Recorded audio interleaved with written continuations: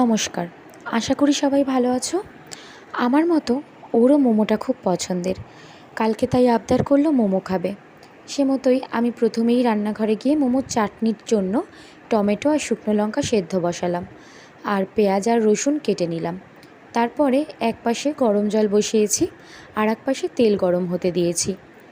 তেলটা গরম হতে দিয়েছি আমি এপাশে মোমোর চাটনিটা রেডি করব তাই। এবার একে একে পেঁয়াজ কুচিগুলো দিয়ে দেবো। তারপরেই দেব রসুন, সিদ্ধ করা টমেটো, শুকনো লঙ্কা, স্বাদ মতো নুন আর একটু গোলমরিচের গুঁড়ো। ভালোভাবে নাড়াচাড়া করে চাইলে এতে একটু জল দেওয়া যায়, কিন্তু আমি কোনো রকম জল দেইনি। আমি ভালোভাবে এটাকে নাড়াচাড়া করে ভাজা হলেই এটা নামিয়ে নিয়েছি। এবার চাই কেন গরম জলটা বসিয়েছিলাম। এখানে আমি ইউটিউব দেখে যে প্রসেসটা অ্যাপ্লাই করেছি, এটা অ্যাপ্লাই না করাই ভালো। আমি গরম জলটা করে ময়দাটা দিয়ে বেশি নাড়াচাড়া করে ফেলেছিলাম। আমার মতে গরম জল দিয়ে ময়দা দিয়ে হালকা নাড়াচাড়া করে নামিয়ে গরম হাতেই মেখে নিতে হবে ডোটা।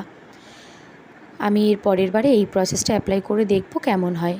কিন্তু আমার এবার যেটা হয়েছে, ময়দাটা বেশি নাড়াচাড়া করাতে আমি যখন মোমোটা ভাপে দিয়েছি, তারপর ভাপে থেকে নামানোর পরে খুব নরম হয়ে গেছিলো মোমোটা।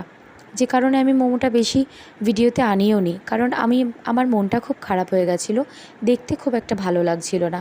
খেতে খুব সুন্দর হয়েছিল, এটুকু বলতেই হবে, কিন্তু দেখতে তো আমার ভালো লাগছিল না, তাই আমার মনটা খুবই খারাপ হয়ে গেছিলো।